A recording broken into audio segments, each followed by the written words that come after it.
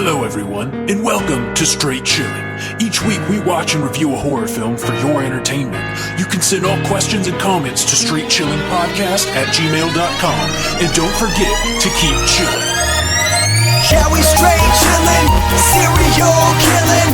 5 cold feelings on the mind, got you reeling. 5-star ratings from the floor to the ceiling. If you get your 1 star, no time for feelings. Got a demon DJ, all the 1s and 2s. By the name Elisabeth, so don't get confused. So grab a seat by the fire, roast them all in 2. And prepare to hear the legend of the Straight Chillin' crew. What up, nerds, and welcome to another transparent episode of Straight Chilling. My name is Bob, and I'll be your host for the evening. This is episode number 257, recorded on Sunday, March 8th, 2020.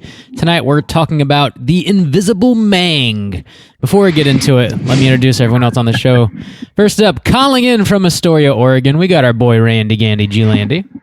I can't believe you used a hard G on that, man. That's not cool. So hard, because I'm not allowed to say that. Gangsta. How are you, sir? Still alive? Still alive, you know? We only got a couple cruise ships full of fucking quarantine victims headed our way. No big deal. Nothing to worry about. Nothing to see here. Move Nothing along. to worry about here. I'm going to put my hazmat suit on for unrelated reasons. Sweet deal. Next up, calling in from Southern Korea, the boy who's fresh off the plane from Japan himself, our boy Soju. What's up? What up? It's your boy.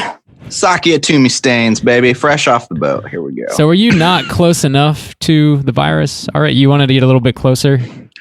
Dude, I'm just swimming in the virus at this point. Immune stains. Immune stains. I am the savior. I am the immune.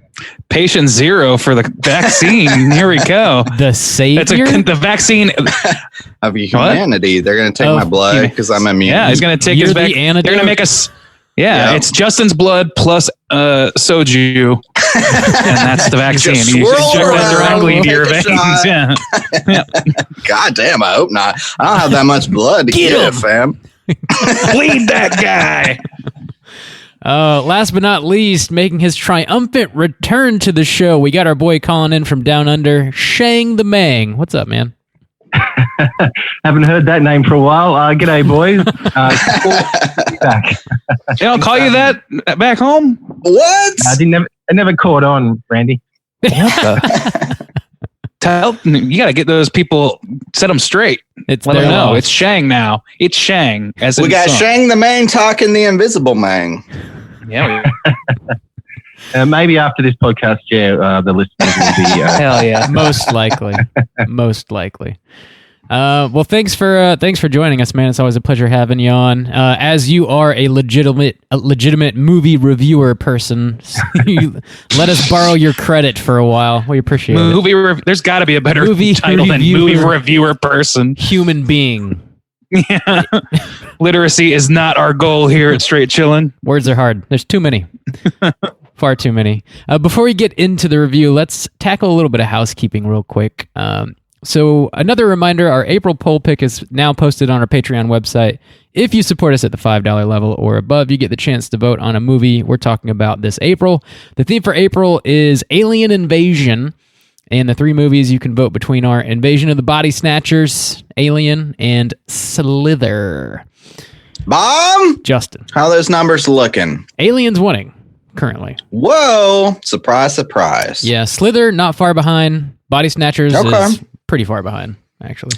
Actually, our polls usually come down to like a close race between 2. Yeah. Plenty of time left to vote, though. Get your votes in before the end of March, and we'll see which alien we're talking about. Okay. So which version of the Body Snatchers is it? It's the one... 70s. Yeah. It's the 70s yeah. version. 70s. Donald Sutherland. The Sutherland version, yes. That's the good one. Yeah, that's all we really got going on over at the Patreon website. Justin, do you have anything going on? No. What? Yes.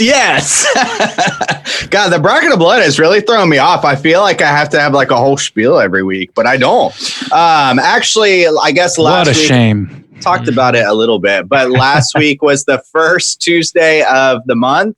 So if you have subscribed to us on YouTube, you saw we had a new Top 5 Tuesday come out. It was Top 5 Horror Remakes. Got some hot takes on there, huh, Bob? The hottest take is that you chose a movie by that estranged Italian director, David Argento. David Argento, yes. Not many people are familiar with his work. It's a bold choice. David. Bold choice. He's a little underground. He's not real. Yeah, he is. Old Dave. He doesn't like to go in public, I hear. Yeah. Had the old Cronenberg on the brain, huh, Bob? The Cronin virus. Yeah. On the brain. Cronin. Man, that's a much worse virus than what we have. 40. I think I got a fever. Oh, no, my head exploded. So, yes, check us out on YouTube, youtube.com/Straight Chilling Podcast. I am still slated to play BioShock. I just haven't because I went to Japan kind of last minute. So I will still be playing BioShock on our Twitch channel. If you would like to tune in, that's twitch.tv/Straight Chilling Podcast. And that's it. Justin, did you manage to get an interview with the coronavirus while you were over there? I did. It entered my body and spoke with me telepathically, and I now know its purpose. And whoa, man. Damn. It said, Soju, you are the chosen one. Man. So you just got really fucking high in Japan is what you're saying. Yeah. Cool. Yes. Very cool. Yeah, I think that's about it. Then this house has been kept. Let's go ahead. It's real kept. Go ahead and talk about what we've been watching this week. Hey gang, what you been watching?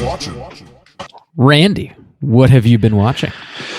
What have I been watching? I finally got around to watching a movie called Little Monsters. Now, I think, Rob, you've seen this. I have not. You haven't? Somebody, Justin, did you? No. Little Monsters from, I believe it was Hulu. Yeah. Okay, I have a copy on DVD. Do you? Okay, Shane, thank you. My huckleberry. Talking physical media. Physical media. All right. Oh yeah. You invested it. So it's a I believe, was it Hulu original? Am I right about that? Yeah, I think so. Or it's Netflix, maybe. I don't know. Whatever it was. It's one of the streaming services, and it's a zombie film set in Australia, featuring I don't know the Australian actor's name. Shane, you know him? I have to look it up. I can't remember. Okay. No, sorry, I didn't mean to put you on the hot spot. Shane, go over to Shane. And now Shane's going to finish my segment for me, Shane. No, we also have Lupita Nyong'o is on there, and Josh Gad. Okay. It's a comedic take on zombies, of which, of course, there's no parallel to Shaun of the Dead, but it's quite an enjoyable movie. So why even try? I mean, no, I'm not saying. I think I've finally gotten to the point where like I've gotten through my zombie fatigue enough to enjoy zombies a little bit again. There was a while there where I was just, I think most of America was kind of like, okay, we need a break. Yeah. And this was my re-entry into the field, and I still love that sort of thing. And this one's very, very silly. It's about Lupita Nyong'o's character and the male protagonist. They are in charge of a bunch of kids. Lupita is their teacher. And they get trapped on a field trip in this in this visitor center of this park or something, surrounded by zombies. And Josh Gad plays this really ridiculous kids television character from America. And for whatever reason, the American government's there with zombies, and they release the zombies by accident. And everybody's constantly asking, what is the American military even doing here? And Those really Americans come down to Australia releasing zombies. What's going on? Yeah, and no Australian officials had anything to say about it throughout the entire movie. I thought that was really funny. They're just kind of there. It's like, of course, it's the Americans. Like, who else is it going to be? But yeah, so it's really funny. I don't. It's kind of tough to talk about because there's quite a few beats, but it's not like earth shattering or anything like that. But it is a lot of fun, and I would recommend it. Other than that, I rewatched Groundhog Day, which is a fucking classic, and I like it better and better every time I watch it. It's an amazing movie. And then, I love that. Like, one of the things about Groundhog's Day is the implication of how long he's actually been there, which is horrifying if you stop, because he learns to play a piano and shit like that. And you're like, God damn, how long has he lived this day? Yeah. He, I looked it up because I remembered seeing something about this. Somebody calculated the time. Harold Ramis, when he wrote it, said that he imagined it being about 10 years that he was trapped there. Somebody calculated it at 33 years and some change, trapped in the same day. That's fucking horrific. Because every day you gotta like, even if you want to learn the piano from the piano teacher or whatever, you got to do so by like every day reintroducing yourself to that person, to the teacher, and explaining away why you happen to know a fuck ton of piano already. There'd be a lot of days where I go on a murder rampage. that's your Sunday. You could never watch. That's your Sunday research. Watch new movies. Yeah. Oh yeah, that's true. Well, new movie. Certainly not in the early '90s when this was made. You every watch Home Alone 69th every day. Soju goes on a killing rampage. They call it the Purge. Last but not least, I have started watching Atlanta. I don't know if I brought that up last week or not, but no. If I didn't, then now's the time. It's really great so far. I think I'm about 5 or 6 episodes in. It's as good as people said it was, and I'm just now kind of getting like my feet really wet with it, and I'm really enjoying it. There's not much I can really add to the conversation about that right now because I want to see the end of season 1 before I really weigh in. But you haven't finished season 1? Wow. No, and I've never seen any of it. I've been meant to start it forever, but it's going to be real sad when they all die, right, Randy? Well, coronavirus is coming. Now you're woke. Randy. Woke and broke. For watching it. Yeah. Fully woke. Whoa. Cool. Fluoride is fluoride. Holy shit. That's what I got learned from Atlanta. All right. There you go. Juice, what have you been watching? Dude, I went and saw Harry Potter Prisoner of Azkaban in 4DX. It snowed in my theater twice. It snowed in my theater twice. Those movies are perfect for 4DX. I've talked about it before. When I first moved here, maybe within like the first 6 months or something, they showed the first two like within a sequence of like 3 months. Like the first one was out for a while, and then the second one, and then all of a sudden I was just checking like after The Invisible Man, I saw Prisoner of Azkaban. I don't know why it took so long, but I did think like they have to choreograph these movies, man, because legit like there's a scene where he's like playing Quidditch and the Dementors are like flying around. It's in the rain. Dude, it like missed the whole like theater up like it's rain, and they have like extra lights for the lightning and shit. I mean, it's like it's an experience. It's crazy. Like I said, as soon as it turned to winter, it like snowed in my theater twice. It's like so fun. Those movies are perfect because you got flying and shit. So like the theater moves around or your seats or whatever. It's so crazy. 4DX is really fun. All right. Yeah. There's one in Sydney. I saw Venom there, and lately I saw Birds of Prey. Oh, so okay. every time Harley Quinn would use that gun that spat confetti. Yeah, the cinema filled up with confetti, and in the car, the seats moving. I like 4DX, but I think you need to see the movie already, not watch it for the first time. Yeah, because it can be jarring to just go in and be like, oh, like to pay attention like to the movie. Because like I said, it snowed. So, of course, like there's shit like in front of the screen for a little while. Because, I mean, like there's snow falling in your theater. So, I mean, it is like it definitely would be weird to see a movie for the first time on 4DX. Yeah. Man. I'm very curious what it would be like to see a very straightforward like drama, like The Post or something, and just like have like shredded paper fall down, or I don't know what happens. It's just a normal theater. It just doesn't move at all. But yeah, I guess I don't know. I guess they have to like take time to like put it all together and whatnot, because not every movie snows. Obviously, they handcraft every snowflake.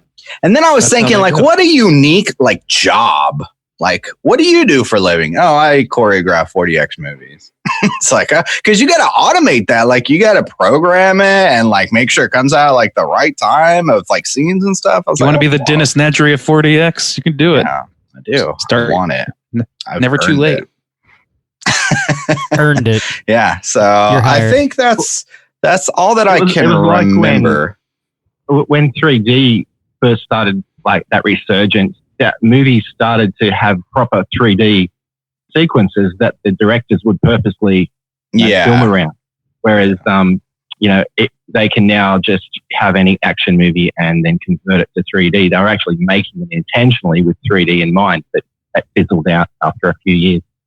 Well, people got tired of boa constrictors coming at the camera at them and shit. Speak for yourself. I remember for like a handful of years, it always too is like the 3DX movies were so much more expensive, and I was never like, I want to spend the extra money for 3D. Like every now and then there'd be like a movie that I was like, that'd probably be cool. Avatar. With 3D. Avatar. Yeah. That was the only fun, one I can really remember being like, yes, I have to see this in 3D. You can remember watching Avatar? Because I have a hard time with that. Yeah, I remember specifically being like, I have to watch this movie in 3D. I watched it in 3D, and it's like I took a forget me now. I don't remember a goddamn thing about that movie.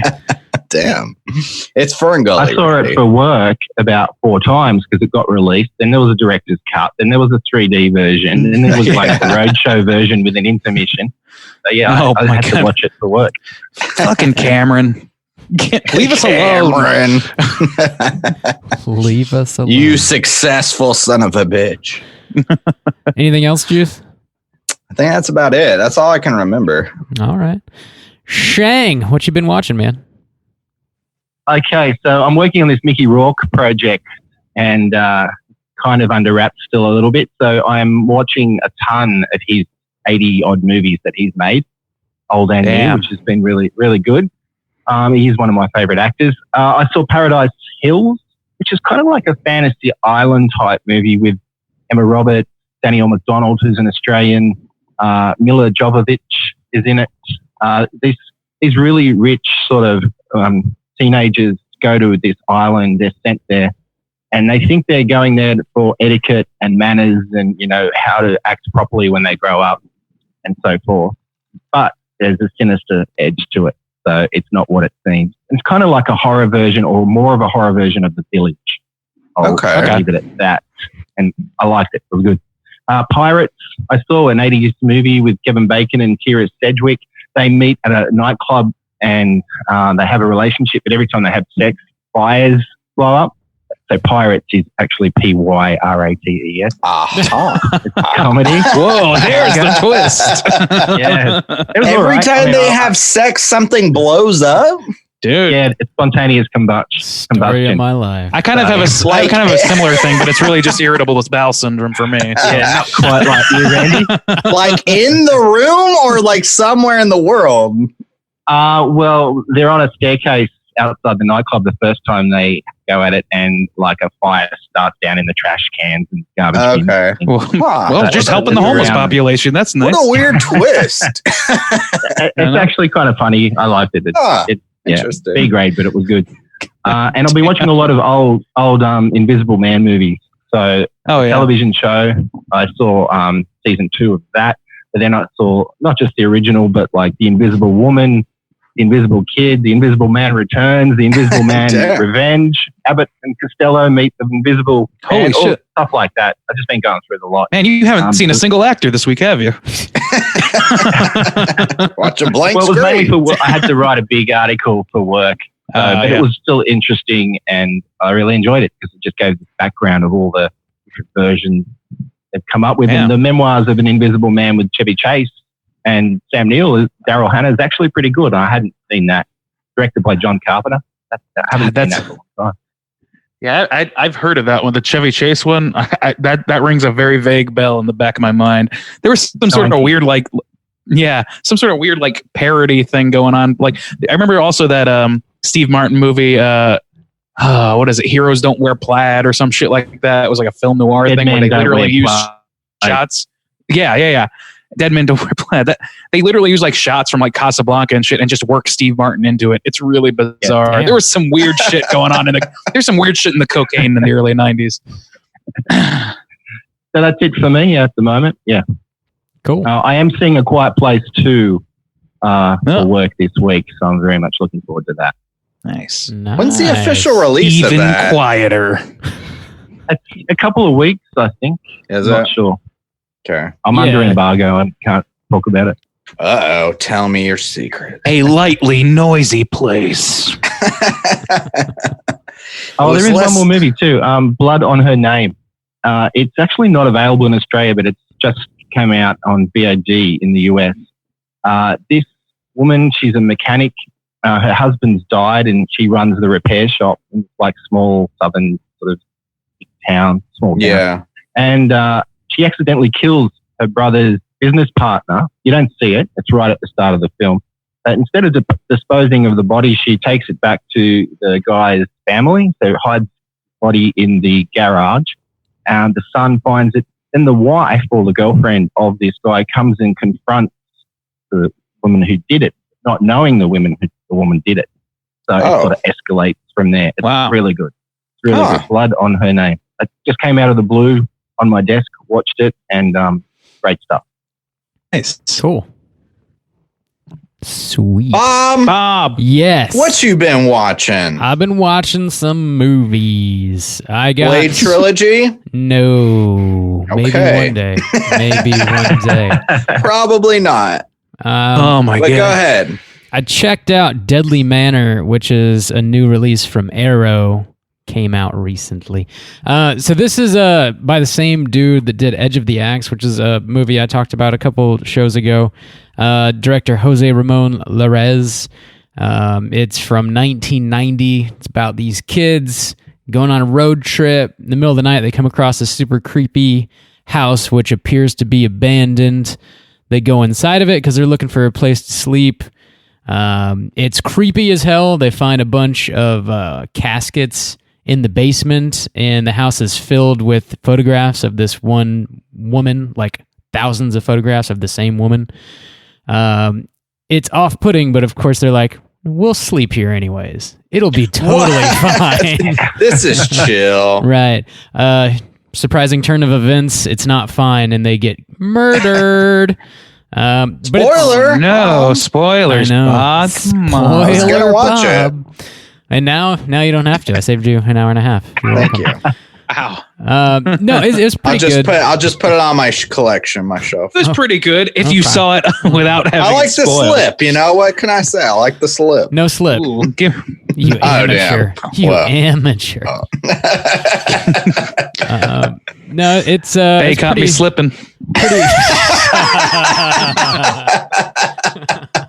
Oh, that's good. Time keeps on slipping into the future. No, it's pretty good. Cheesy '90s horror movie. Slasher type joint. I enjoyed it. I also watched Pet Sematary 2 for the first time. Picked it up on Scream Factory, and it does have a slip, Justin. So pick this one up. Bob, pedal that shit somewhere else. Okay. You got another show for that. That's true. Pet Sematary 2 from 1992 is directed by Mary Lambert. Never seen it before. It's pretty wild. Very much a similar plot as the first movie, just a different set of characters. And this little kid that we kind of follow throughout the movie, his stepdad is a cop, and this dude is like the biggest piece of shit I've ever seen in any movie ever. He's just Damn. awful Like- individual. Cooter cake or just a piece of shit? Cooter cake, and then he gets like murdered and buried, and then comes back alive, and he's Oh, damn. he's Ooh, somehow undead cooter cake. He's somehow worse. It is a wow. wild character. Damn.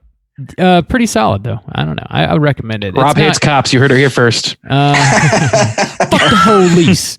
Whoa, Bob. Rob said blue Whoa. lives don't We do not matter. endorse That's Rob's not feelings. what Bob said. That is not what Bob said. Man, Damn, Bob. y'all trying to get me erected up in here. Are we going to get erected? We gonna get erected. Oh no. But Randy. We're going to get erected. there it is. There it is. That's really all I've been watching. That and of course The Invisible Man, which we're going to talk about right now. Let's kick it off with the back of the box. What's on the back of the box? The Invisible Man from 2020, written and directed by our boy Leigh Wannell. He's back at it, kicking some ass. The plot synopsis is as follows. When Cecilia's abusive ex takes his own life and leaves her his fortune, she suspects his death was a hoax. As a series of coincidences turn lethal, Cecilia works to prove that she is being hunted by someone nobody can see. So we got Elisabeth Moss up in this joint. Oliver Jackson Cohen, Harriet Dyer, some other people. I didn't recognize the majority of the cast. Yeah. It was mostly There's a lot just of her Australian- and oh, is it? Yeah. Really? It was Well, filmed no wonder. My brain stops at our borders. So Right. true I to still the. want to get you down here for a holiday. You know, the door's open. Oh, I'll for bet you guys. do, Shane, my boy. I'll bet you do. Flying, Not like that, mate. straight chilling crew party down under.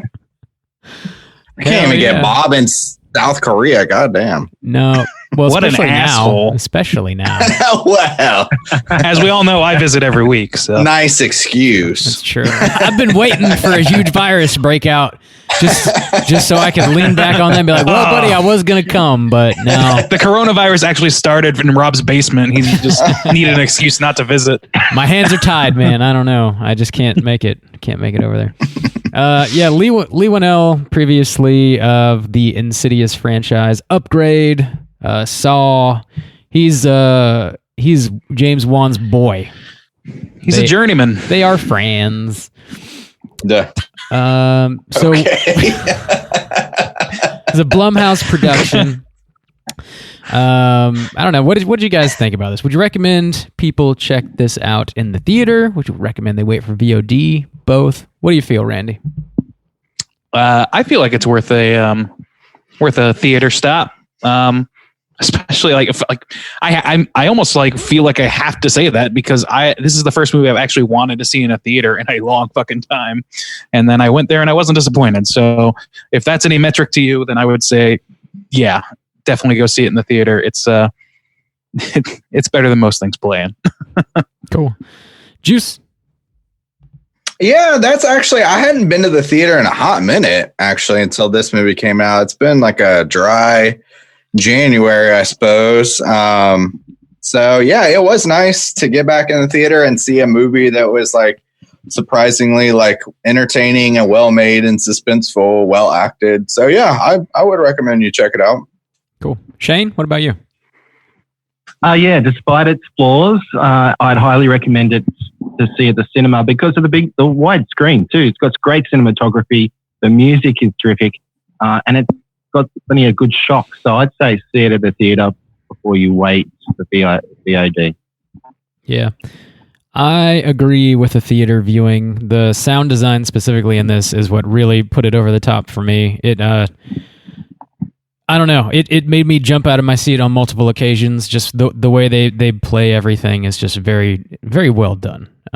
It's incredibly tense throughout. I don't know. I think it's best watched in a crowded theater with everybody shitting their pants collectively. So check it out.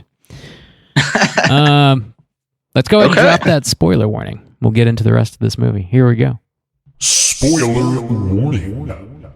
You've been warned. So can we go ahead and agree that being invisible would be like the worst superpower that you could have? It'd be This- low. Take. I don't Low know. on the Why list. don't you make your case there? Low on the list. I really enjoyed this movie, and one of the things that made it difficult for me to enjoy it more was like a part of the way through the movie, I was like, what if he just has to take a huge shit? He's found out immediately. Look, people Sometimes been I ask- just sit around a table and like my stomach growls real loud. It's like this dude's a human being, and like, or you just have to go into a room that has carpet. Like, just go to a room with nice new fluffy carpet and like you're chill. So like, part of the problem is like, once you realize like, This man's gonna have to Oh, shit there's an invisible eventually. guy. yeah, this dude's got a shit, or like, I hope he doesn't have to sneeze or fart or walk on carpet or Dude, honestly, like, being invisible, a lot like of the things. The number one thing I would do if I was invisible would be to go into crowded public places and fart as loudly as I possibly can. I want to see the drama from that little play. So no, I wouldn't say it's the least useful because I could definitely get some entertainment out of that. That's the first thing you. That's the number one thing I would do. I would not even question why I'm invisible before farting in the crowd. I know what to I do. wasn't expecting this to go there, but you're right. You have a point. Look, it's the truth. I got to live my life as an invisible Meng. Well, thank So you for yeah, that. I don't know, but like, I don't know. Why don't we jump into the synopsis really? So Yeah. the Elisabeth Moss opens this movie faking asleep and then escaping from this insane mansion. Yeah, that opening sequence was intense. So tense. It was great. And then it was And the like, what a opening way to open credits this movie. too, the invisible credits start Yeah. look great. With the Oh waves yeah, where the crashing. waves crash. Yeah, Yeah, very cool. It's like it, you know, they're doing a lot with a little in this. Actually, a lot of the time, like things like that. You know, it doesn't take much to make that happen, but it's a super effective way to like just for your title sequence. It just goes a long way to set the tone.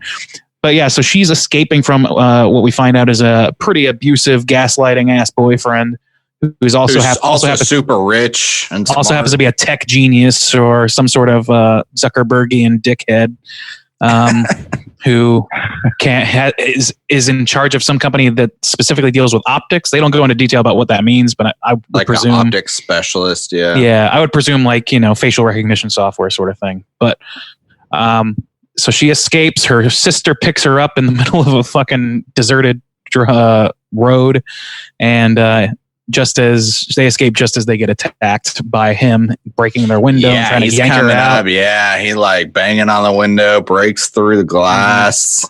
Fucking It's- hands all cut up. She Yeah. had to drug him. God, that opening sequence is so good because it sets up like so much without speaking at all. Like, so the guy's rich. The girl is like, Elisabeth Moss does an amazing job, like being terrified. She has to drug him to keep him out, but he's still like, just like kind of sleeping. Like there's a lot of security. She has to go get a bag of like clothes. Yeah, there's so many steps to her escape, Yeah, so and many they don't steps, but skip any it's- of it. No, but it sets up like just how intense this relationship is. Right. Like you have to have a bag of your clothes over here. You like all of these Yeah, different a steps crawl that she has space. to go Yeah. through. Yeah. Was It's important. perfect. Yeah, I agree. Like I'm not. That's not a diss on this thing. Like the steps that she takes, there's so many of them because she is so tightly controlled, and it conveys that all within a matter of 10 minutes without words. So Yeah. good for this movie for setting the stage so clearly right away. And without jumping ahead, that secret compartment where she keeps that bag Mhm. with her clothes in it comes back into Yeah, it action does. later They set up a Yeah. lot about that house in Yeah. general, Yeah, and the that's lab true. underneath as well. We don't know this person from obviously when we were introduced, so that's as good of an introduction as you get pretty much in any movie that you'll see, I think. Yeah. And then we cut ahead to a week later or whatever. She is staring outside of a house where she's staying with her sister's ex-boyfriend or friend or something like that. Like It's like I don't know what their friend, relationship is, but I guess. think it's just on. friend. It's never explained. Yeah, which Yeah. I mean, it doesn't Just necessarily close need to be, but friend, yeah. He's an officer. He's a police officer, and his teenage daughter, and it's just the two of them and Elisabeth Moss staying in their guest spot. And she's insanely paranoid, and they're all very supportive of her, or whatever. And then they find out that Tech Dick has died. Griffin? His name is Griffin, right? The cop. I don't remember. Is that right? No, the boyfriend. Yeah. Adrian Griffin. Oh, Griffin. Okay, yeah. Okay, yeah. Adrian. Okay. Adrian. Yeah. Is Griffin's his last name? Okay. Yeah. Adrian. So Adrian apparently has died. What was it, in a car wreck or something? No, he Or kills suicide- himself. He suicide, says that's he right. kills Suicide. himself. Like It's cuts been a his couple. wrist I or saw it whatever. right away, so it's been Yeah, me too. It has been like a week and a a half. little foggy. But yeah, But, he commits suicide. And the thing, there's a couple like little like nuggets that are like cool to like look back on. So like Elisabeth Moss, she's like try to like think everything out. And so she goes to her sister's friend's house and she tells her sister like, never visit me, because obviously Adrian's like going to track you. And so her sister doesn't come to the house where she's staying until Adrian's dead. She's like, no, he's dead or whatever. And so then that's kind of like the first key into like him finding Elisabeth Moss, because then she has to go. He also sets her up to like collect money. So like, oh, like you're included in his will or whatever. She gets the letter, and then when she gets that letter, she says, how is that to me? No one knows I'm here. So straight away. Oh, that's right. That couldn't have happened. Shit. You're right. Oh my God. Yeah. This movie's got a lot of little good, like I would love to watch it again, because I feel like that there'd be so many things like, oh shit, there's that. Well, I don't know about you guys, but the name of the movie is The Invisible Man. So I was on the lookout for how the Invisible Man was going to find his way back to his victim. Yeah. So you're always looking in the background for sure. The guy in charge of an optics company, multimillionaire, he's definitely the guy who's going to be invisible. So I'm waiting, and he's the dangerous one. So he's definitely coming back. It was just a matter. So I was keeping an eye out for those trails. But this movie did a pretty good job of covering its tracks, like with the exception of like things like that, which just like are clear in retrospect. There were a few things that were like, I don't know. It just seemed like they hid the strings of those things and made most, but not all, of the main characters' actions make a kind of sense. When he sets up a good trap for it, it's like just like a well thought out movie too, because this guy's rich and he leaves her money, but she gets it in installments. So like, oh, once a month you'll get this much money, and immediately she like is like, well, she tries to be a good person because she is a good person. She's like, I'm gonna pay for this girl's school, or where she's trying to get into art school, and stuff like that. Fashion and then, school. But of course, it's dependent on her like not being a criminal or not being like mentally insane. And so that's how he starts to like fuck with her. Yeah, she becomes like dependent on the money, or like, kind of reliant on like helping other people. And then he starts like fucking with her, where he gives her shit to lose. Like at that point, like up until that point, he doesn't even know if she has, besides her sister, anybody in her life to lose. It turns out that, oh, well, now she's got money to lose. Now she's got this ragtag sort of family to lose. And in addition to her sister, it's just like he's setting up these pieces for him to pot shots at as the Invisible Man. I can't even remember. Oh, what? Sorry. I was going to say the lawyer, who's the brother of the dead guy, shows a photo of the apparent suicide. Mm-hmm. Now, police obviously had a body to deal with. They'd know it wasn't him, because later on we do find out the twist. But I don't know. There's so many things didn't add up. I get the there impression was a lot of things they didn't explain. Yeah. Like he was like, I saw the body, and he shows pictures of Adrian with blood. And to talk about this, you have to kind of, we dropped the spoiler warning, but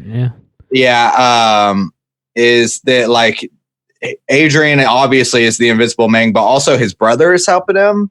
And his brother's the lawyer who's like giving the money, but like the brother's like the one who showed the pictures, and it's like, okay, they could fake that, but then there were like articles written about it, which I guess they could have fed that to the media too. But the police never are like, where's this guy's body? Like, body's got to be identified. Because he's like, and then he's even like, oh, he's cremated, look, there's his ashes. Like, okay, so that's, you could fake that, but like at some point, he's rich, so I guess you could like buy, he cloned himself. Influence. That's what happened. You can really like write your own ticket with that, because like it's Tony Stark logic. Like you're talking about a mega rich person who can turn himself invisible.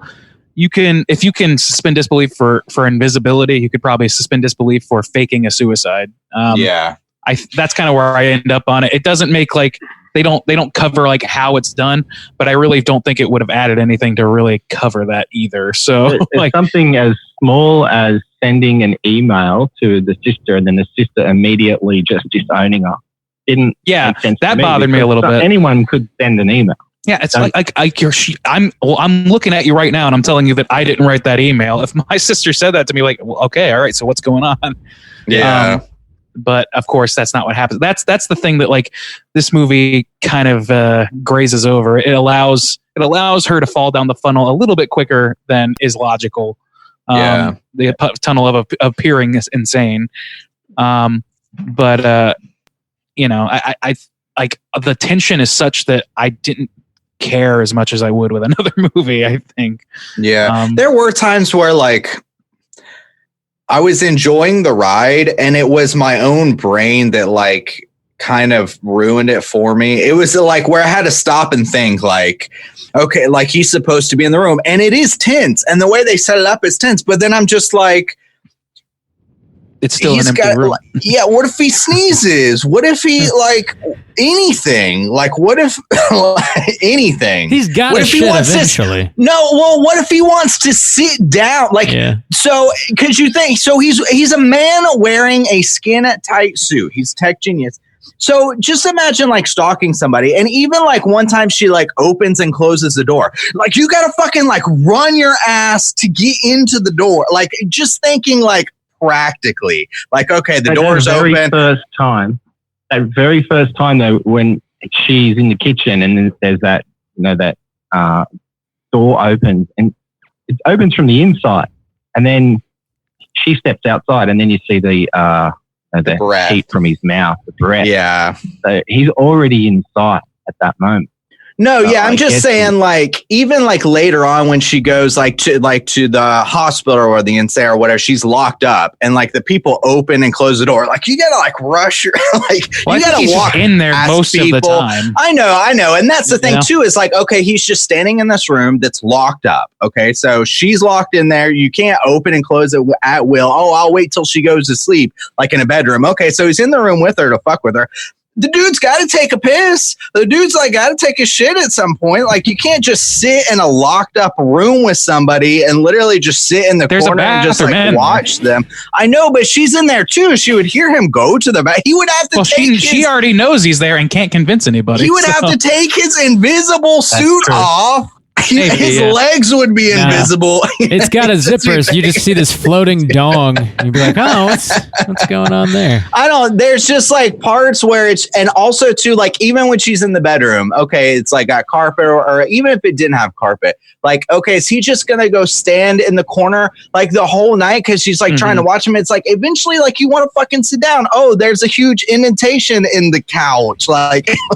There's just like, once you start to, I know once you start to think about it, like what you would have to do as a man wearing an invisible suit to fuck with somebody so consistently to be like, I'm in the room with you like at all times would be a pain in the ass. It would be like a pain in the dick to like, you would get fucking tired. You would have to take a leak. Well, you would have to would have to avoid bumping into people. This guy's not mentally stable, you know? That's what I was going to say. It's like, he's willing to do some wild shit that most people aren't willing to do. Like why? I agree with what you're saying, Justin, but there's also the element of crazy. Yeah. Sure. Like the reason that he's so infatuated with Elisabeth Moss is he says that she does not need him, and I guess he's a handsome dude. He's super smart, like self-made millionaire, billionaire, whatever. And I guess he's just used to people like throwing themselves at him, I would assume, like in business and in his personal life. Yeah. And I guess if she's not that way with him, he can't compute it and has to own her. He cannot be rejected. Yeah. So he's essentially, the more she tries to get away. So really, she just needs to do the old reverse psychology. She needs to get more clingy. Just go ahead and have that child. That's all she needs to do. That he wants. He's got to get around as well. I mean, I didn't think I've got flaws for this movie, and we've covered a few, but I didn't think of the toilet aspect.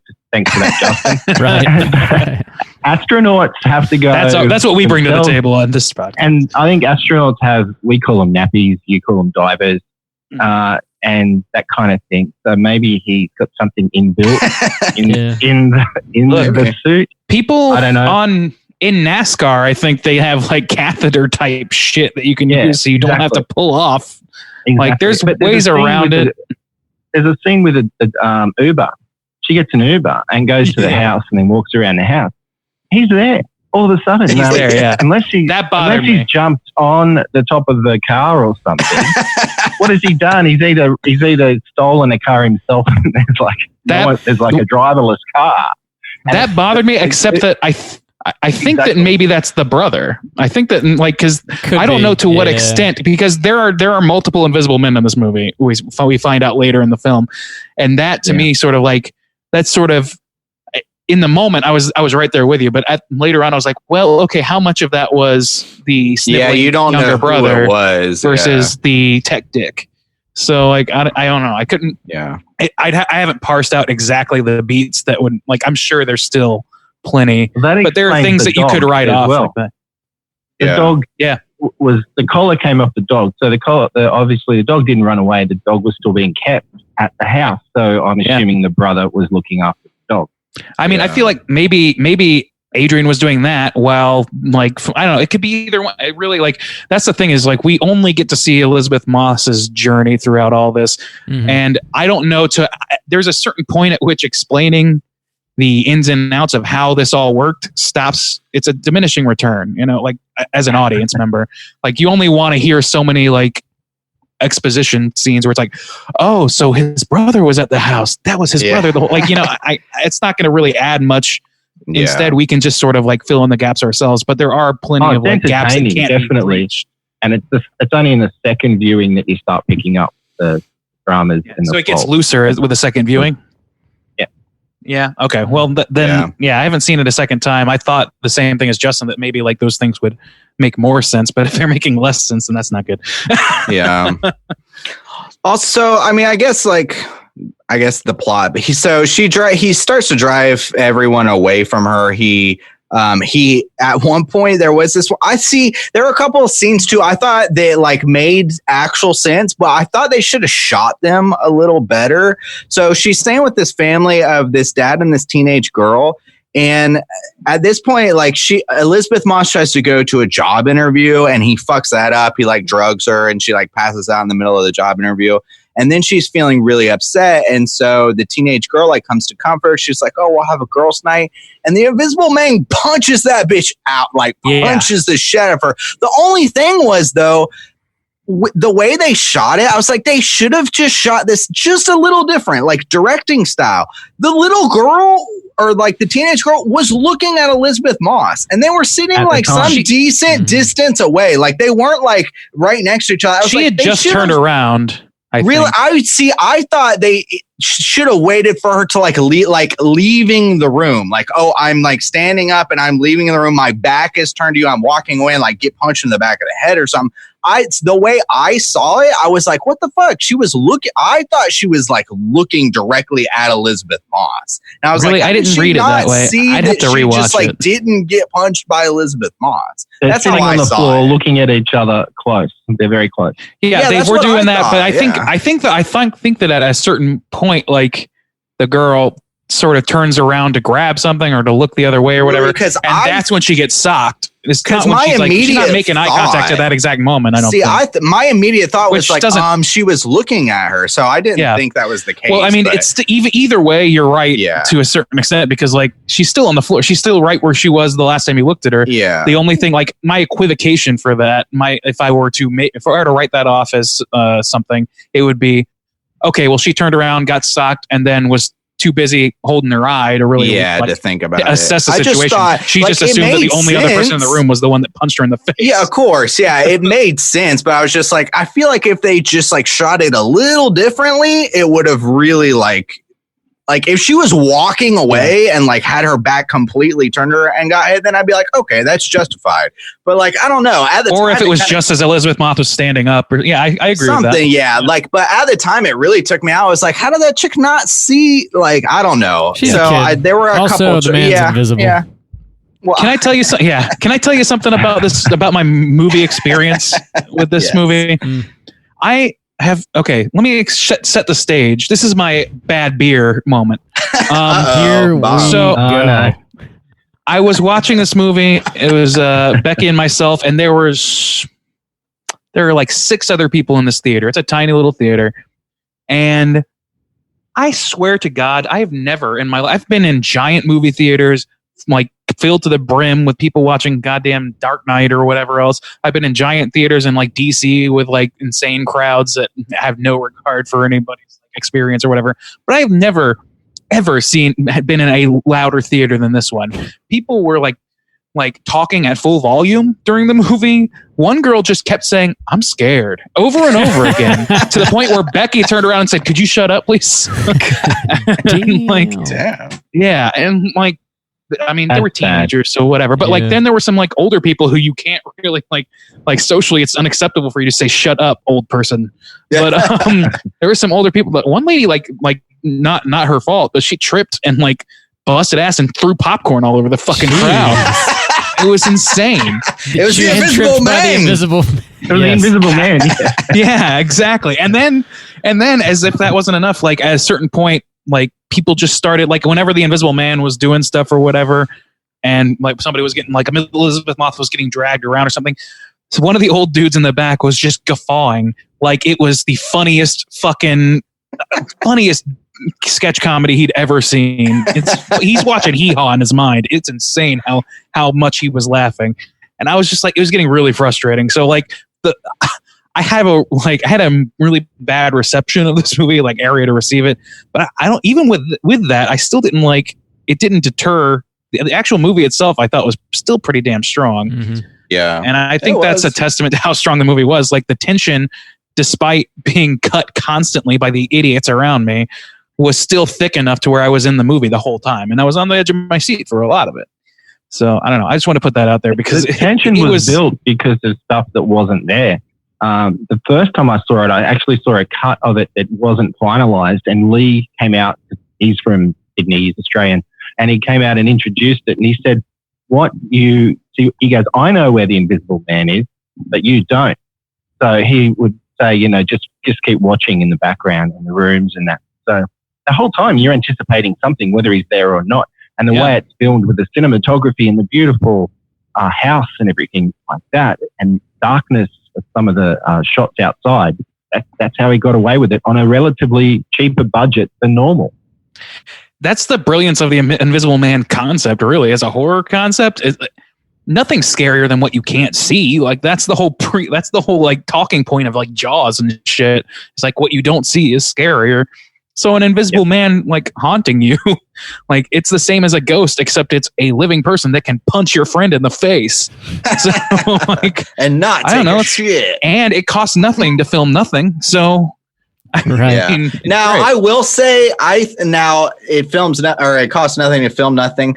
The thing about this though, whoever made this decision is fucking a genius. Elisabeth Moss is the reason this movie is so strong, because when you have nobody in the room, when it's literally just one person, they have to sell it, and she fucking sells it. She does a good job of being genuinely like terrified, but also you can like follow her journey of like trying to figure it out, trying to overcome it, like trying to deal with it. Like Elisabeth Moss, I've always just thought she's like an amazing actress, and she carries this film so much. I mean, like the banter between like the family she stays with like is nice or whatever, but I mean, she sells this shit. I mean, being in a room alone where there's an invisible man, I mean, like you have to have a great actress, and they got one. So she, like everybody else in the movie, is capable and does well.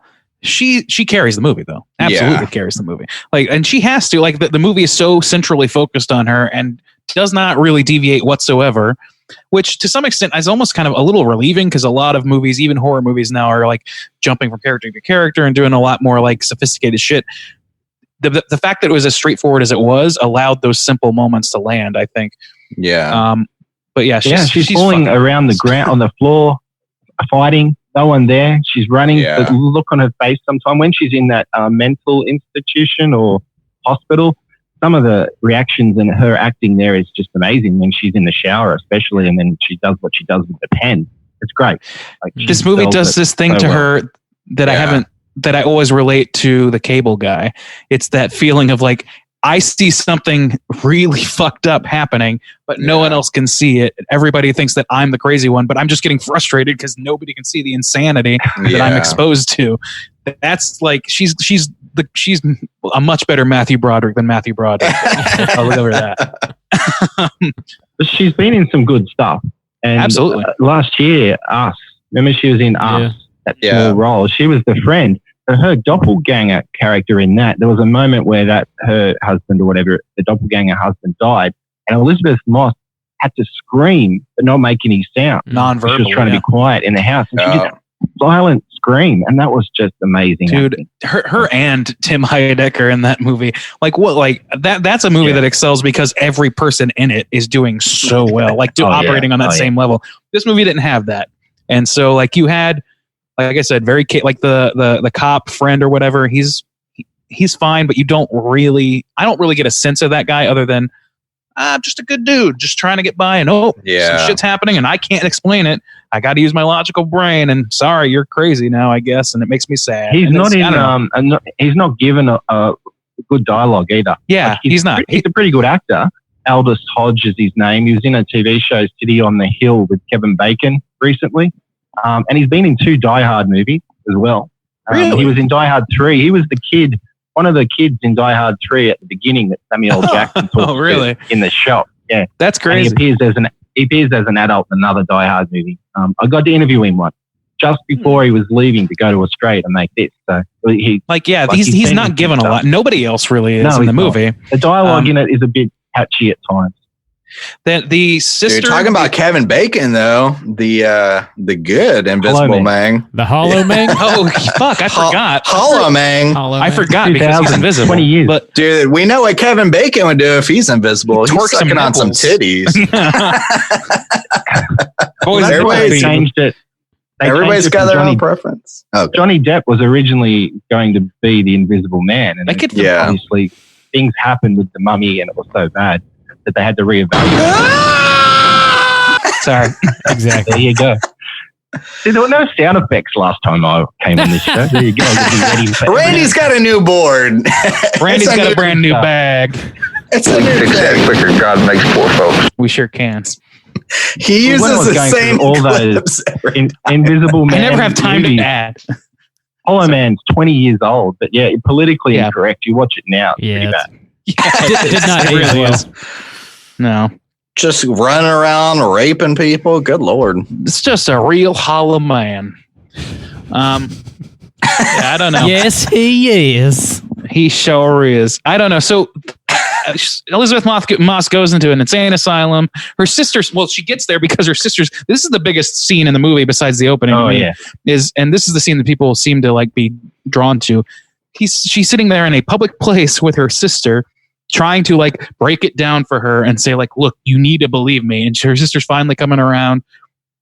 And then just before she starts explaining it, fucking Hollow Man ass motherfucker comes out and just slashes her throat and then gives her the knife. And so she's sitting there watching her sister bleed out. That was fucking great. That was a good scene. Yeah. Oh man, I don't know what else to say about it besides it was so effective because it was so quick and sudden, and you are kind of expecting something to happen, but not so blatant. Up until that point, the craziest thing we had seen was the teenage girl get punched. So nobody's been outright murdered. She wrestled with him in the house. True. Yeah. There's been some violence, but she's also in public, and you think nothing like that. Logically, there's a relative safety, but there's really not if your person's invisible and cat-like enough. Yeah. So, the movie. Yeah, that was the other thing too. I was like, this dude's in a restaurant, and okay, he's gonna he's standing behind the sister, because they're you got to just hope that no waiter it's coming between the aisles to deliver drinks or anything, because you would just get your ass knocked over. Dude, I've been in fancy restaurants. They do not leave a centimeter open. Without putting a patron's ass in a seat. And what happens if he has to shit? What happens? So you gotta shit. Now, in this scene, the movie kind of jumps a couple levels, and you're like, "Oh, this guy is just a straight up murderer. He will kill people, no problem." Okay, didn't see that coming at all. In the way it's filmed is very quick and abrupt, to where it just shocks the hell out of you. And also a lot of tension is built in the sound design in this scene specifically as well, because it just the way the music is mixed in this movie is very forward. So when something crazy like that happens, you just get hit with this wall of sound too. It's very jarring, and effective. I don't know. That scene is pretty intense. I think it's one that's going That to scene happened in my brain. just after, like, she went from the Uber car from the house, and she'd hidden that second suit at that point when she was there. And she was leaving when she rang the sister and said, "You've got to meet me, meet me." So again, how did whoever it was, the brother or him, get from the house where she was just at? They gotta have some vehicles. They're driving around. They have to. Driving around invisible woman's man jet. Driving. the Wonder Woman jet. Invisible jet. Yeah. At least I'm being very picky. You got a private bathroom on that jet, at least. Thank God. You sure do. All you see is just brown. Nobody else is bothered by the fact that this dude is supposedly sitting in an insane asylum room where you're completely locked in and doesn't even have to take a leak after hours and hours and hours of just watching her. We don't know how many hours. We don't know how many hours for starters, and also we don't know how. I don't know. The thing is, you can equivocate it. Yeah. And the lines that you want to draw to sort of bridge those gaps, for the most part, you can draw them pretty well and find an acceptable route for that to make sense. And to me, there's a lot of movies where I wouldn't do that because the strength of the content isn't strong enough. But this is a movie where I think the strength of the story is such that I can let that stuff slide, because this movie is basically it's a movie about being gaslit by a piece of shit significant other. Well, we should talk about that too. So the whole twist is he's not even trying to kill her or drive her. He is making her even more dependent on him. See, I will you will never be able to escape me. So he gives her the choice. He wants to have a baby with her. They tell her she's pregnant and that she can keep the baby and stay with him. You can live with me and I'll take care of you. You'll be rich, whatever, we'll be a family. Or I'm just going to kill everyone that you care about and blame it on you and be invisible and get away with it all, essentially. You could either be my concubine or you can be a pariah. Yeah, and this is where it's revealed. Now, the brother breaks it down. So the brother comes and visits her in the insane asylum. He's the one who told her about the will and the money and everything. And so then you get he's in on it or whatever. Because for a little bit, you kind of are supposed to feel bad a victim for him. Too. Yeah, because the brother is so nobody hates my brother more than I do and shit. He's a victim. Brother. Yeah, so that was kind of a cool twist, because I did believe the way that they sell this guy. I bought it. Yeah, he's dominated me my whole life. He's just before you even came into the picture, it was me. He treated me like shit or whatever. Nothing about the situation is it's not either or. He probably is those things. He probably has been overshadowed by his brother and has been beat down by his brother and his personality and all the things that he has, and he's been controlled by his brother. But that doesn't change the fact that he's complicit and actively complicit in these fucked up murderous crimes. Yeah. So I mean, you can be a piece of shit and be a victim at the same time is what's happening. That's what happens to people who are manipulated by psychopaths. Yeah. They become everything that they never intended to be, and can be brought down this fucking funnel to the lowest of the low point.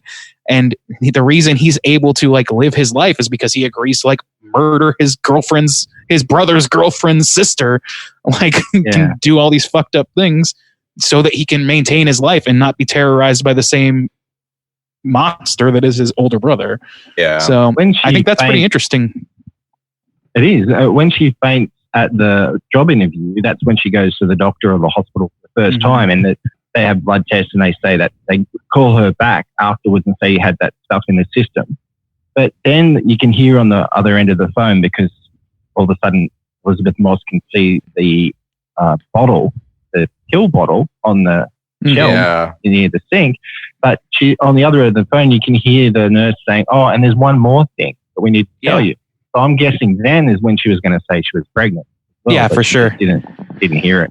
Yeah, I was on the lookout for whatever that was. I was there's something else going on with her, and it turned out that it was because she was pregnant. Or theoretically, was she actually pregnant? I can't remember. No. I can't remember how that went. She wasn't, right? No. Okay. Yeah. So that was. I was looking for that as well. I didn't think pregnancy necessarily, but I was okay, well, he did something else to her or whatever, because there's something that she's not she's not gleaning from this conversation. They were asking her to come into the office too, so it was something important. Yeah. So there's this big breakout scene at the hospital where Elisabeth Moss, when the brother comes to give her the ultimatum, she takes a pin out of his like briefcase or something. She then uses that to stab the Invisible Meng when they're in the room together. Yeah. Herself first. She goes into her wrist. That's right. She's going to kill herself. So that he grabs her. She's like, you're never going to own me or he whatever. He doesn't want her dead. She's going to cut her wrist. Yeah. And so she starts to, and he goes to stop her. And then she's like, I got you, you old bitch. And so she stabs him many times. And then his suit has like these crazy cameras on it. So it starts glitching out. So sometimes you can see him, sometimes you can't.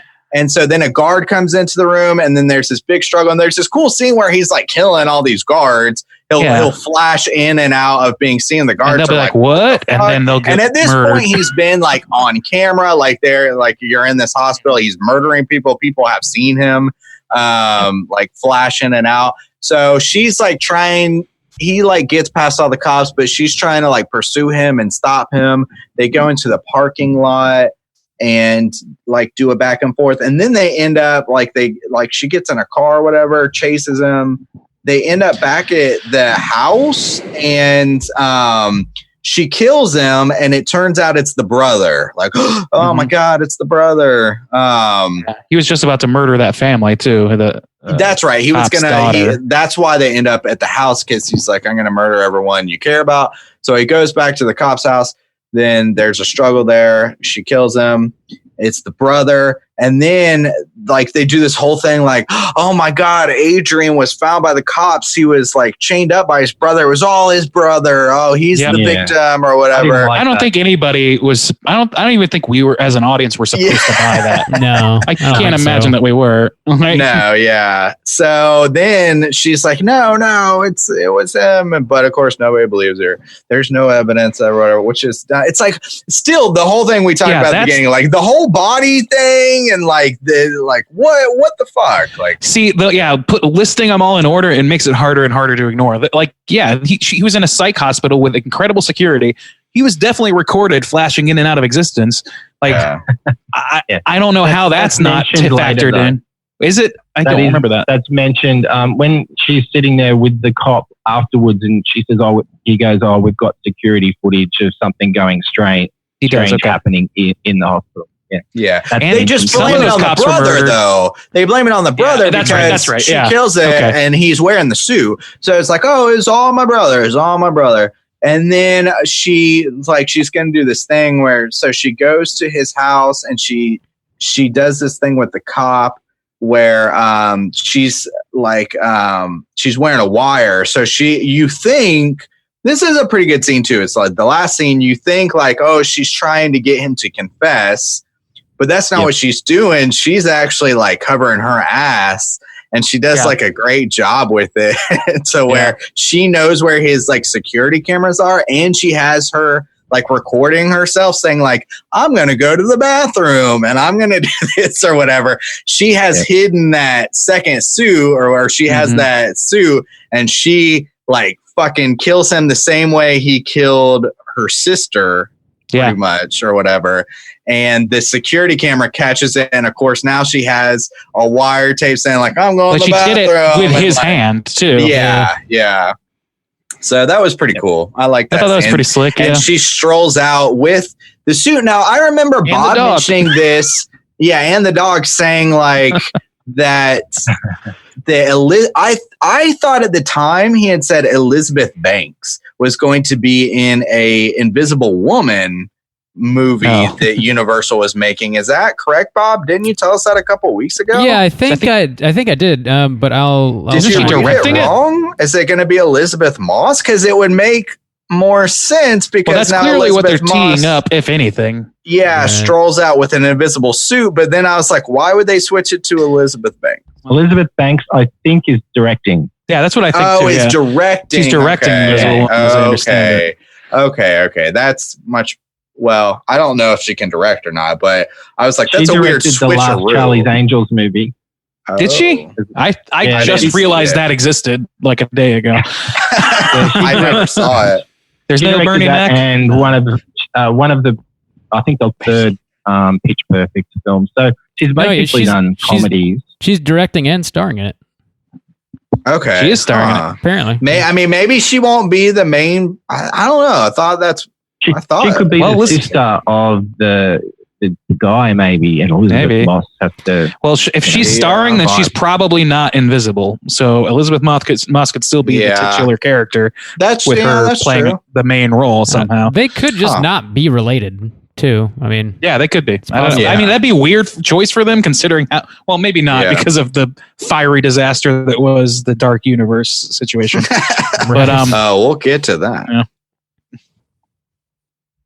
but yes, I don't know, man. But yeah, so that's the movie. I think that's It took pretty us a much while it. to like get through the story, but Basically, yeah, there's a lot going on in this movie, but to me, the most compelling thing is that it's very much a relationship drama core surrounded by a murderous sci-fi horror rapper. Yeah, it's definitely like a character study about somebody who's in a terrible abusive relationship.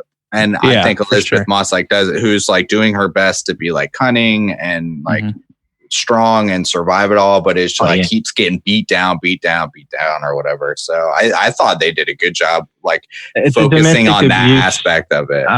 with domestic abuse undertones as well. Of course, part of the story it's relevant as well. They wanted to push that and how females, fight back. That was all mixed in. Yeah. For sure. It was compelling shit for me. I mean, I don't Good. Yeah. I don't have anything negative to say about that. I think that it played really well too. It's like it's like I said, it's the Cable Guy effect where it's somebody is terrorizing me, but nobody is listening to me. Nobody wants to hear it. And especially because this is a well-liked, so theoretically billionaire person. He can just get away with anything because he's got the resources, he's got the charisma and the charm, and he's got the social status of being the person that he is to get him by through all this shit. He can float through all that stuff. He can fake anything. He can do whatever he wants, basically.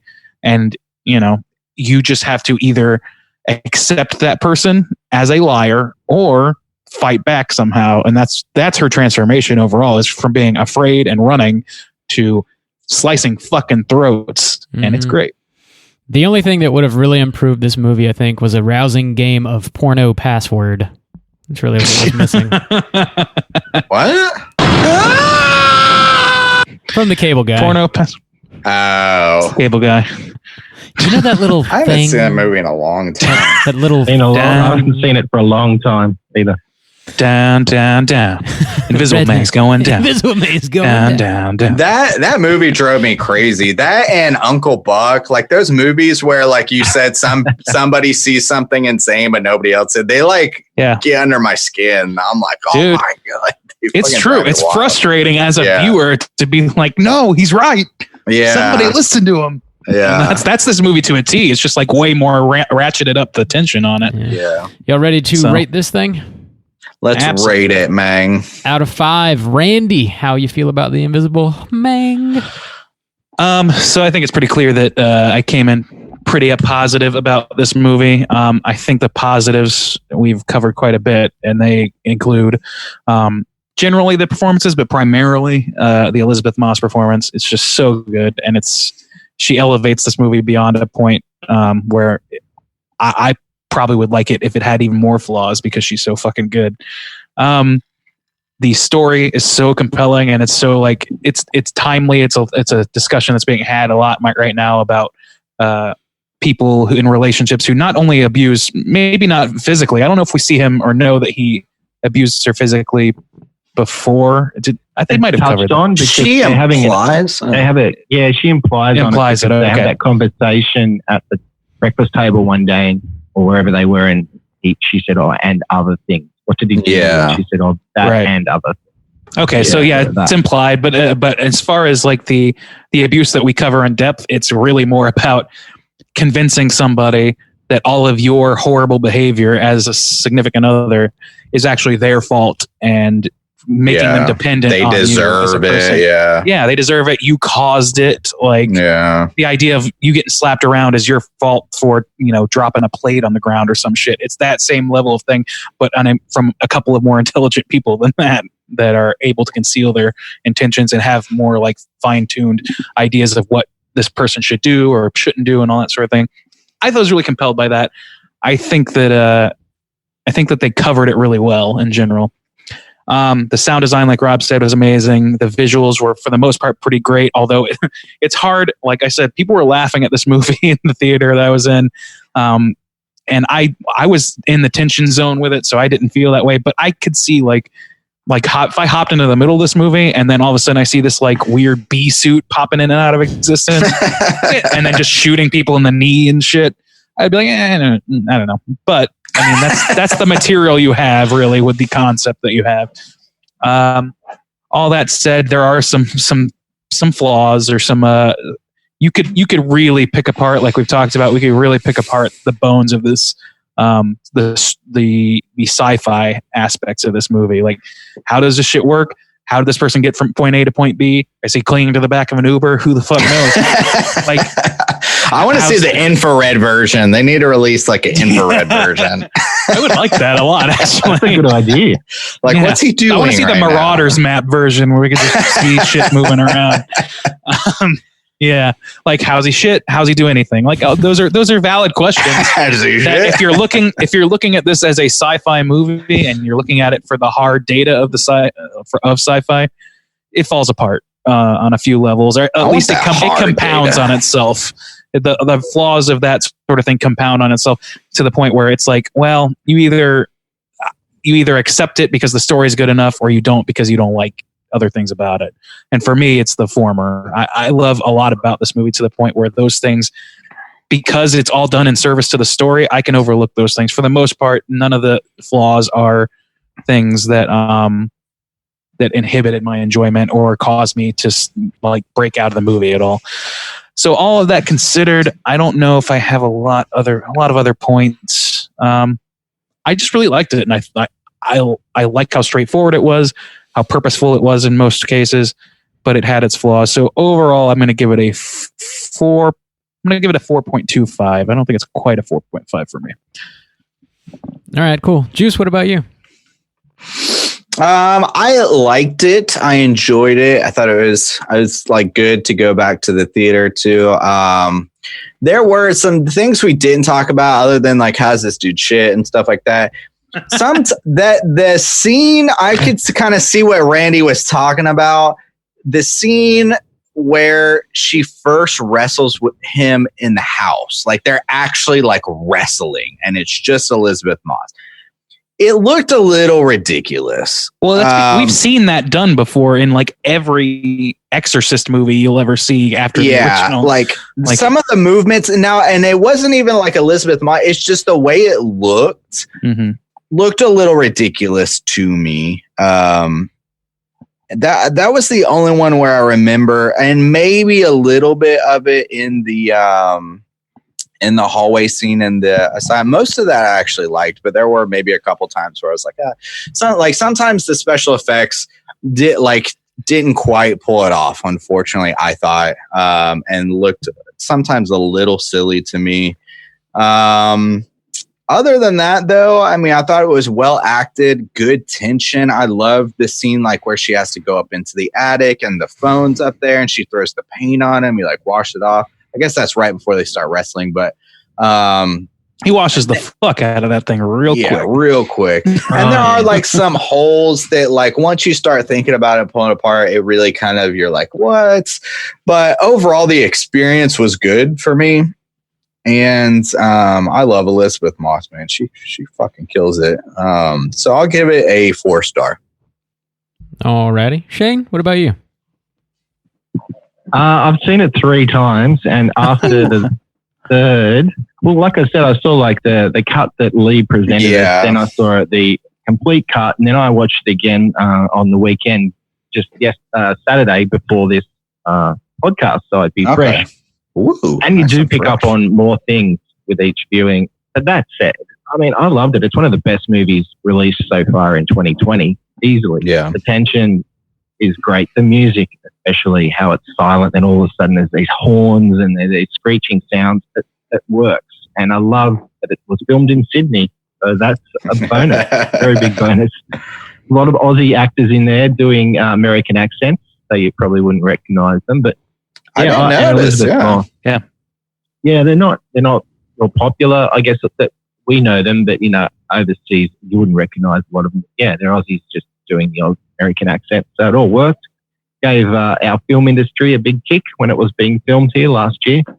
And yeah, I highly recommend it. Elisabeth Moss just is incredible. But I've been on her bandwagon for ages. Her Smell, which was released last year, was a big hit on the independent circuit.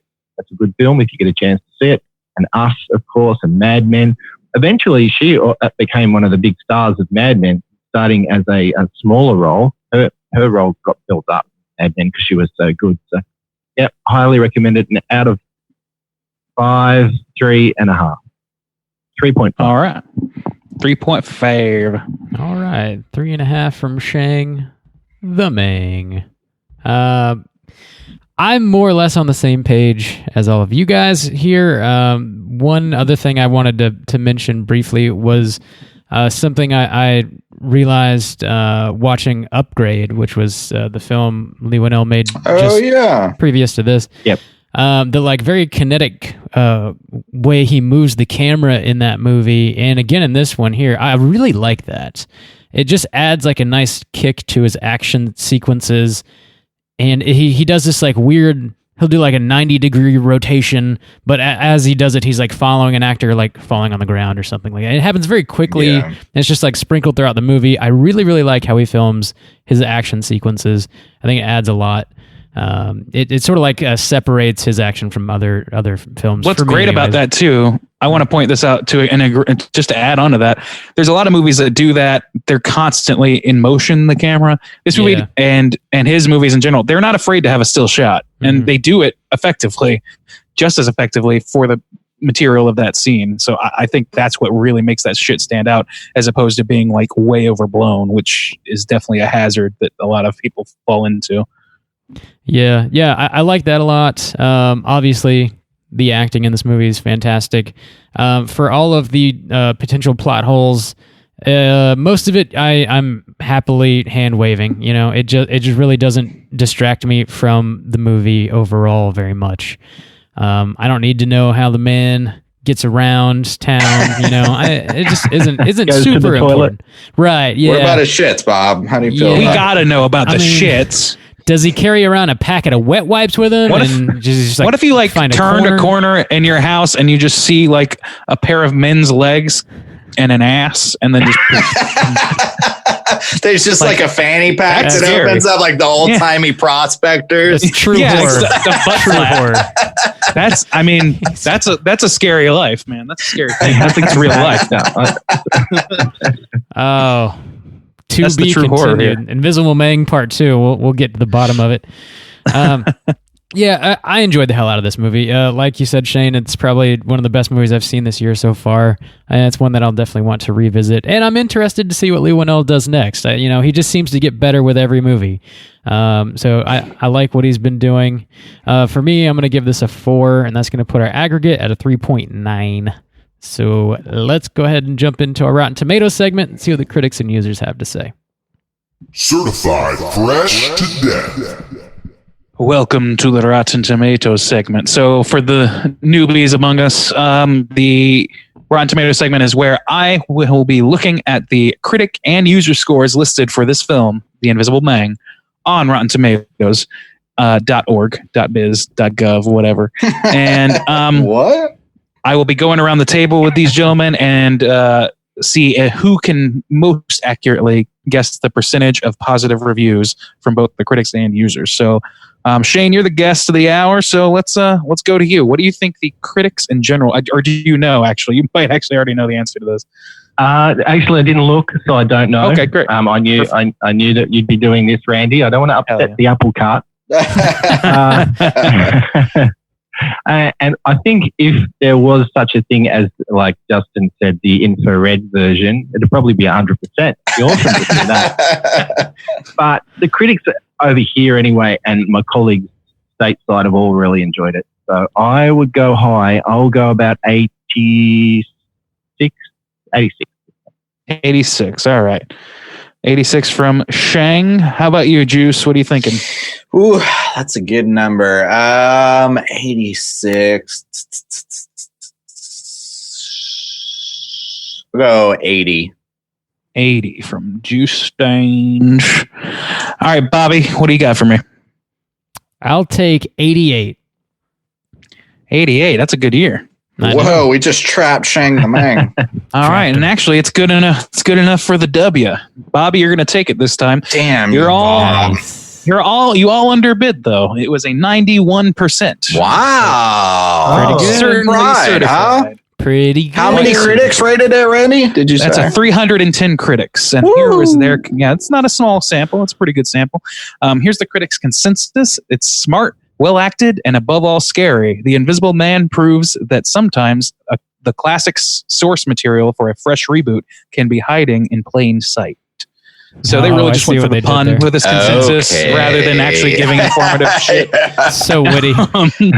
Yeah, thanks, Rotten Tomatoes. Gotta do it. They gotta do it. All right, so what about the audience, you might ask? The audience, there are 8,288 verified ratings from the audience. Okay, that's not too bad. No, this is a pretty good results from Rotten Tomatoes in terms of numbers of people.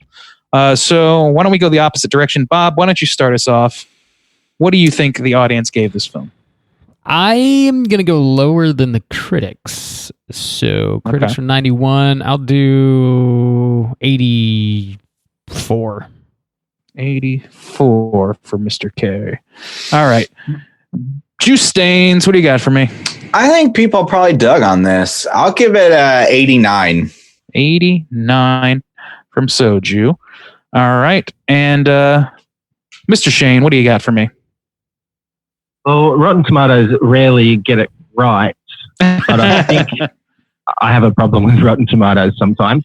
However, I think they'll be on the money with this one, and audiences will be very close to the critics. I'm going to say 87. 7. Oh boy, this is a tough one, guys. I think we have a tie. Oh shit! I don't know if that's ever happened before. Tie, Bobby, I'm sorry, but both Soju and Shane will be taking the score on this one because it is dead in the center of your two guesses. It is 88%. Wow. Rob, you fucking should have missed out. You piece of should have let it ride, buddy. Damn. Should have. Now we got a tie on our hands. I don't know how to break a tie. Fuck it. Just a tie. Show's over. We're both winners today. That's it. Yeah. This is our retirement. Yeah. This is our retirement. It's the end of the show. What else can we do? There's no other thing we can do. We got a tie. So 88% for the audience. It's pretty well liked movie, and I can't say I don't see why. Cool. That's a double negative for those keeping track. You just blew my mind, Randy. He can't say what. I know I did. What? Cool. Juice, you got any trivia? I do. Let's do it. It's totally time for trivia. Dude, let me learn you something, right, Bob? What is that? Please let us learn. Learn us. Let us get. Yeah. Yeah. You want me to stay in your brain, Bob? No, please just learn me something. Okay. Shang the Mang had mentioned this before, but originally Johnny Depp was signed on to star as the main Invisible Mang character, which would have been weird because, like, we were talking about with Elizabeth Banks. Mm-hmm. Like you don't like, I don't know. It's, I guess it's a weird idea to sign on like Johnny Depp to be the Invisible Man because he's supposed to be invisible. Like, so what's the point of that was a decision made in the Dark Universe era. I know. They were still trying to get every big name monster with a big name actor. So it just makes more sense to me to sign a big name woman to the role like they did with like that just seems to make much more sense. Anyways, I mean, that obviously fell apart because of the whole Mummy Dark Universe. Thank you, Tom. This film marks the first in producer Jason Blum's attempts to reboot the Universal Monsters movies. This is the second Universal Monster remake to receive an R rating. What was the other one, boys? A monster movie. This is the second one. The second Universal Monsters remake Dracula to receive an R rating. Yeah, Dracula. The Wolfman from Wolfman. 2010 with Banderas. Del Toro. Oh, racist. Benicio del Toro. Yeah, thank you. Whoops. I liked this because I remember this episode. It's like very specifically. Elisabeth Moss, who stars in this Invisible Man film, once voiced a young girl in an episode of Batman the Animated Series. The plot of that episode featured a man who had found a way to become invisible and at one point attempted to abduct the girl that Elisabeth Moss was voicing. Do you guys remember that episode? No, I don't remember. She says it's her like imaginary friend or whatever. And what it is, it's like the dad. It's actually, I think it's the dad of the girl, but he's trying to abduct the daughter from it's like a divorce situation. And it's a Miss Doubtfire situation. Steal it away from like the mom or whatever. But but he plays it off like he's invisible, and she's like, "Oh, it's like my imaginary friend or whatever." Anyways, Elisabeth Moss voices that girl, which I thought was really cool. What? This is Batman, you said? Yeah, Batman the animated series. Animated series? Yeah. No, I don't recall that one. Does the Invisible Man accidentally set his fake breasts on fire when he's cooking dinner for his kid? The Invisible Man's yabos get fake titties on fire. Yeah. There's a drive-by fruiting, I'm sure, right? Now, the Invisible Man in that particular episode, I presume, is the bad guy for trying to insert himself illegally into We've been on this massive Miss Doubtfire tangent over on our Slack channel today, and it has just permeated every corner of the show. I haven't. I got in late last night from the flight, and then I had to wake up early, and so I haven't been on Slack for this. Yeah, huge Miss Doubtfire debate. It's hot. Yeah, we do. Dude, what's the debate? Mrs. Doubtfire, hero or menace? Right. Oh, okay. Okay. For sure. So this would be interesting, I guess, if Elizabeth Banks is the Invisible Woman in some. Both Hollow Man and the Invisible Man, so Hollow Man 2000, Invisible Man 2020, feature lead actresses with the name Elizabeth. Yeah. What? Around here, that means big money. Sure, Elizabeth Warren was in Hollow Man, I believe. Elizabeth Warren was in Hollow Man? Holy shit. Weird. Very progressive. Right? There's several Easter eggs and like nods in here. There's one time where she goes into the hospital and she's she sees a patient being like wheeled away in a stretcher, and they're all bandaged up except for like the eyes or whatever. This is obviously a reference to the OG. Oh yeah, I didn't notice that. That's cool. Invisible Man. It's like a 2-second scene, and she looks at it, and then he's being wheeled out on a stretcher. Yeah. There's another time too where she wakes up in the room. And when she wakes up, she sees a hat and a trench coat or whatever. And and obviously that's a throwback. I like this movie, but I do kind of miss the aesthetic of the original. It's such a fucking classic monster. Yeah. Oh, this is a weird Easter egg. When Cecilia escapes from the hospital, graffiti depicting Billy the Puppet from the Saw franchise can be seen on the wall. They always do that shit. They always do that shit. Fucking Jigsaw exists in the dark universe, apparently. So this is interesting. To Jigsaw in all of Leigh Wannell's things. So if you watch Insidious, there's references to Jigsaw. Yeah, they're in all the Insidious. He's in some way in all the Insidious movies. I think, all of them. This is the last one I'll do. Cecilia accuses Adrian's brother of being just a jellyfish version of him. Later, when James's daughter is attacked by Adrian's brother. She's wearing a blue t-shirt with a red jellyfish on it. This indicating that it's not Adrian, but his brother who's wearing the suit. So I guess they try to give you some hints about who. But that's the scene where you find out. So I mean, oh, is it? Okay. Isn't it? Yeah. Okay. Yeah, I guess so. Yeah, right at the end of that, you're like, oh, okay. So they pull the mask off. They're really, I guess that's not really foreshadowing if it's in the exact same scene. You're foreshadowing. That's true. Yeah. All right. So that's some trivia. Can I mention two things? Oh yeah, sure. Absolutely. Get in there. If you watch the trailer, there's two scenes in it or two moments in it that aren't in the movie. So when she's in the shower, you see the handprint on the shower in the trailer. That's not in the movie. And when she's getting the photos taken, of the sheet getting pulled off, and he takes photos with his camera. Oh, that's right. In the trailer, you see the floating floating phone, right? But you don't see it in the movie, right? Yeah.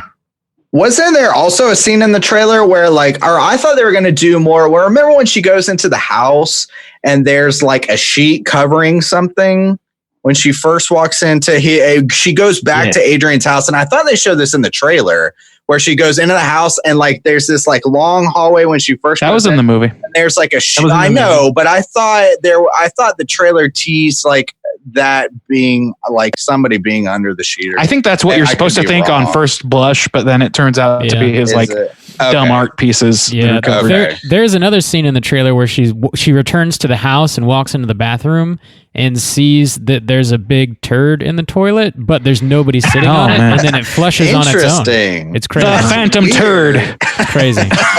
Does she see the ass cheeks spread from the little butt flap that opens up? No, but she does see a match light itself and then drops. The smoke.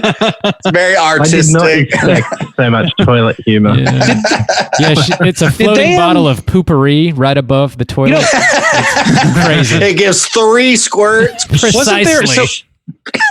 No more, no less. It's going to be impossible to wrangle this back into an actual conversation now.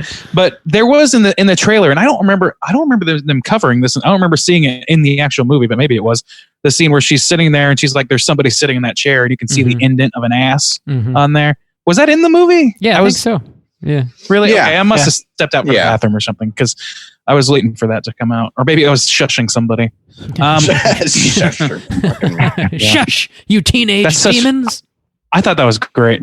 That particular, that's what really made me I don't know, but just seeing Elisabeth Moss do it or do that trailer obviously was that got me excited for the film a little bit. But that particular shot was the shot that I always remember. Was okay, so you got a guy sitting there, nobody believes you, but there's a fucking guy sitting there watching you. So you can see his cheeks. It's what sold me on it, I guess. You can see them cheeks indented, buddy. The invisible Gotta get that cheeks. groove. That's what sold Randy. Let's go hunting for some cooters. Take it away, Juice. Boys. I mean, we only have 3 characters in here. So is it going to be the brother or the brother? Right. I think brother? It's going to be Jellyfish brother or Adrian brother. Probably it's both. Going to be they're both cooters, absolutely. Yeah. I kind of lean a little bit towards lawyer brother because he is far and away more pathetic than he's all than pathetic. Invisible Man. Yeah. So let's break down the 5 points and see which one, if either of them hit at least 3 for the cooter. So we're talking cooter character types. You got to hit 3 of the 5 points. We are talking manipulation. Okay. Ooh, so that one's high on somebody. Sexual deviance. Attire. Just crack. I was thinking of the Bible. All right. Around here, that means big money. Big money. Sexual deviant or no? Okay. Manipulation, smug arrogance, and patheticness. So those are the 5. So attire, I think we can rule out because they're invisible. I don't think you rule that out at all. I think that's a point against them because you don't go invisible for no reason. You go invisible because you want to fuck with people. Public. Well, yeah, I mean that's fucking with people. It's just a lower level crime than murdering someone's sister. So definitely the jellyfish brother, I can't remember his name. He scores very high on the patheticness, but then the other brother on the opposite side, Adrian, scores very high on the smug arrogance. And manipulation, actually. They're both but they both kind of manipulate, though. That's the thing. They do. So they both manipulate. If there's a king manipulator, it's definitely the text. That's true. Yeah, that's true. So one is definitely more smug arrogance. One is definitely more pathetic. Now, I think where Adrian is going to set it over is the implication, because we got to jump into sexual deviancy, and like the way Elisabeth Moss, like she doesn't say it like explicitly, but I mean, it definitely sounds like this dude, like they talk about how he manipulates her birth control, and then she gives implication of either like abuse or like rape. Like I got like a sexual implication from like he does other things or whatever, especially when she talks about, because she says like he wanted to have a baby and like I would try to take birth control, and obviously she's like not like attracted to this man, she's scared of him. So I mean, like him being like I want to have a baby, like that leads itself to sexual deviancy. So I think he's going to take the Cooter cake because of that extra point. But open for debate, of course. That's a strong enough reason. I think they absolutely, but they're like neck and neck all the way. But I think he's a little bit more of a manipulator, and he's certainly got. I think you're definitely on the money with the sexual deviance. There's something going on there that's unspoken, but pretty obvious in some way. So and I think I reckon being they're invisible. Neck and neck. Yeah. They're both bogans. They're bogans. Bogan brothers. Bogan. Shane, the Bogan Hunter. Shang the man, Bogan Hunter. I'm so regretting not recording a Bogan of the Week bump. Bogan of the Week. I've got to say, there was a very sort of slight Cooter or Bogan. When she first went into the hospital and she was getting needled, like they were holding her down on the bed. There was like the big tall doctor, the older one with the grey fraying hair. He gave her the needle and then walked out and closed the door and then slowly looked back in before he walked away. So I have a feeling that he was going to come back later and sleep with her or try to sleep with her. He gave a long glance. He did actually. I did pick up on that. Yeah, I missed that too. Damn. It's like I think actor, go ahead. That actor played Bad Boy Bubby in the 90s Australian film. He's pretty well known. Okay. Well, he I think probably what that scene was supposed to indicate, like, okay, she's under watch, people are watching, but he's invisible, so it's like just reiterating. But you're right, without that taken into consideration, and even with it to a certain extent, it is a little creepy. So it's a little bit of an eerie motherfucker. Right. We got Bogan brothers locked up. The Bogan Bros. The Bogan Bros. Super Bogan Bros. We got them, boys. We got them. Job well done, as always. Let's round out the show here with a little bit of horror news. Extra, read all about it. Alrighty. First thing I wanted to mention here was really just like how well The Invisible Man has been doing at the box office. It's been performing outrageously. So it's got like an estimated $7 to $10 million budget. And after the second weekend, it's sitting at $98.3 million globally. Wow. Damn. So locally, damn. No, globally.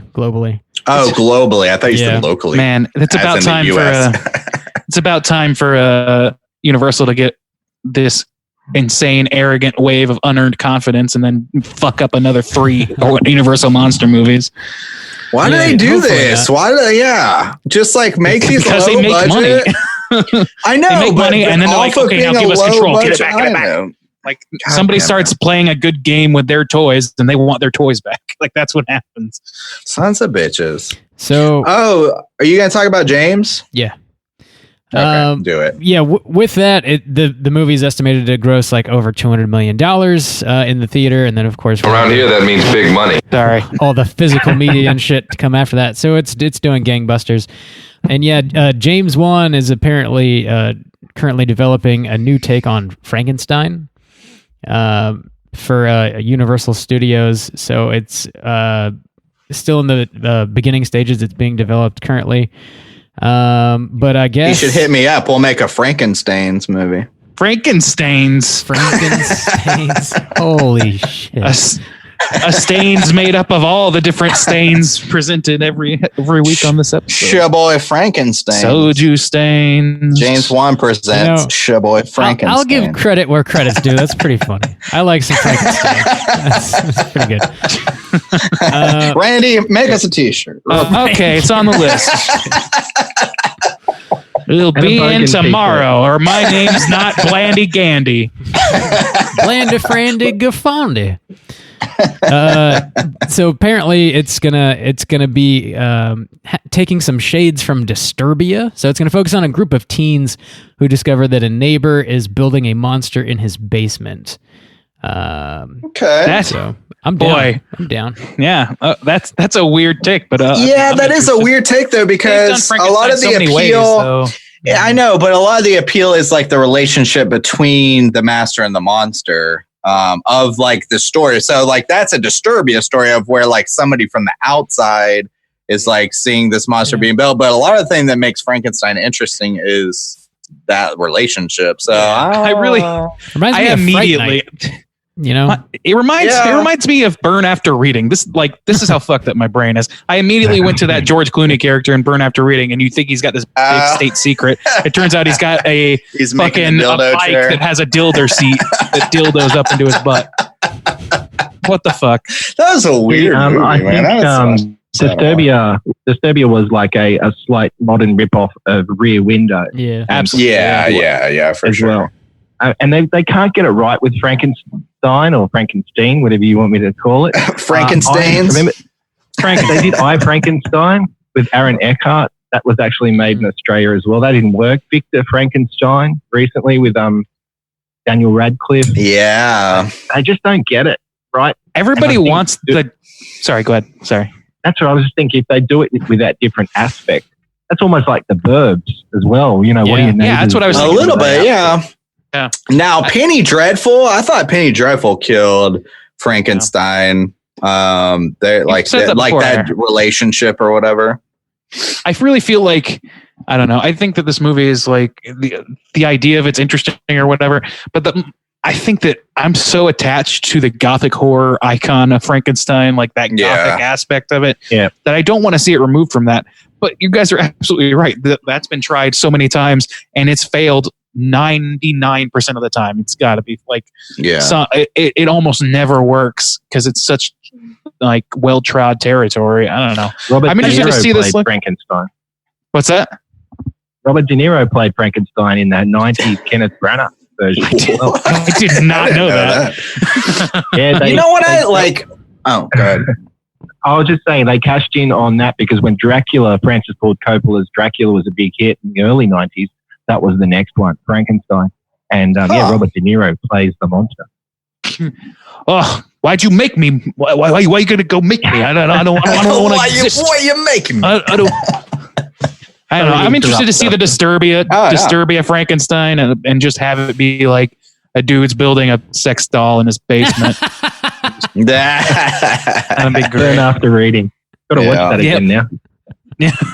One of the things like I liked about the Penny Dreadful Frankenstein too was like not only their relationship, but like he wants to be good, but because of the way people treat him, it makes him like more of a kind of like a Carrie type of situation. Like people are abusing you, and you go against them. So like that type of aspect of not only like how the creator and the like creation like deal with each other, but also just how the creation deals with itself and stuff like that. I feel like a lot of that is lost in kids watching somebody build something from the house next door. Yeah. I mean, I'm not saying it couldn't be good, but as far as like the appeal of it being Frankenstein, I really don't want to see a Frankenstein movie. I really don't care about a Frankenstein movie that's going to have a Shia LaBeouf type awkwardly hitting on some girl who lives next door or some shit. I just don't. I don't have the stomach. And it's got to be like a robot too, right? I mean, isn't that what this modern day like Frankenstein would be like an AI? It's Siri. Which is Physical kind of like a embodiment. little bit of like you got like Upgrade a little bit in that. Yeah. I don't know. There's other movies that do that. It's such an archetype now. And even movies that aren't Frankenstein movies are using Frankenstein tropes. People relate everything to Frankenstein. Exactly. Where you create something that goes the opposite way and is sentient. Yeah. Like there's a million versions of that. A million versions culturally, even beyond before Frankenstein was written, the Golem was doing that shit. Like all kinds of things. Like it's impossible to separate it. It's such an iconic thing though that there's an aesthetic automatically applied to it when you use the name Frankenstein. So I'm interested to see how they do it, but I'm not excited. I won't say the track record for Frankenstein films is too low, too bad. We shall see. Yep. The next bit of news I wanted to talk about is James Wan again. So he's got his new movie, Malignant, coming out August 14th of this year, and we got, I guess, a further cast listing here. So McKenna Grace, who was previously in Annabelle Comes Home, is going to be in this movie. It's also got Annabelle Wallace, Maddie Hassan, George Young, Nicole Brianna White, I think is how you say it. Nicole with an M. Jake Abel, Jacqueline McKenzie, and Ingrid Bisu. So we've got a little bit more information. It's still, as far as the plot goes, it's still pretty much under wraps. But it's supposed to be a giallo movie. So Giallo! excited. Is that David Argento? Is he cranking that one out? He's producing it. Yeah. Juan is directing. David is producing. Yeah. Okay, good. David Argento. Yeah, David Sargento. He's a is real up producing- and comer. David Sargento. Yeah, he's producing this one. Oh man, Mhm. David Sargento and You Jimmy probably Wan. haven't heard of him. You probably. Dang, I Space. wish David Sargento was making the Frankenstein's movie. Frankenstein's directed by David Sargento. Randy, This fall. work up a slip for that DVD. Randy. Already done, buddy. It's on the internet now. Make it holographic. Okay, great. It's in 4DX or whatever. Thank you. It'll snow on your face. I love for my slip to be 40X. Me too, buddy. I want to see that slip. Right, Bob? That's how it works, right? That's how it works. It's great. It's great. It'll shake your whole house. Some of those names that you were reading that were like definitely Australian. So I recognize a couple of those Oh, okay. names. So he's using some Aussie actors in there. But I don't know much about the movie itself. Yeah, I am super intrigued by it. I want to see some James Wan, giallo, leather glove wearing, wild colored shit. I want to see it. Australia's on the up and up in the horror game, apparently. Damn. It's the place to film. Yeah, Deep Red has this doll. Deep Red, which is an Argento giallo movie, has this little doll that is obviously where they got the idea for Billy the Doll and the Saw franchise from. So I wonder if he's going to have a creepy little doll in Malignant as well. That would be super cool. That's my guess. Another creepy doll. Malignant dolls. Yeah. All right. Sure. Guy's got a thing for dolls. He does. He does. He sure does. He's got the movie Dead Silence, all about haunted dolls. He's all over the dolls. That's yeah. He wants a scary doll. He's into it. Very, He wants a very scary scary. doll to spook him and frighten him. Yeah. That's Did you see Brahms, The Boy too? no. No, not yet. No. Oh, okay. How Wait, good was It it? came and went. I bought every ticket. On a scale of 1 to terrible, how good was it? It was probably a 2. Is that out of 5? It was okay. It was okay. I just think they should do a crossover with Annabelle. That one. Oh, yeah. That'd be good. They get married and then kill you. Isn't Dude. that just Bride of Chucky? I've seen Puppet Master versus Demonic Toys. I already know how the story ends. With another sequel. That's how it ends. Yep. Or prequel. Oh boy. But that's what we got for the news. Oh boy.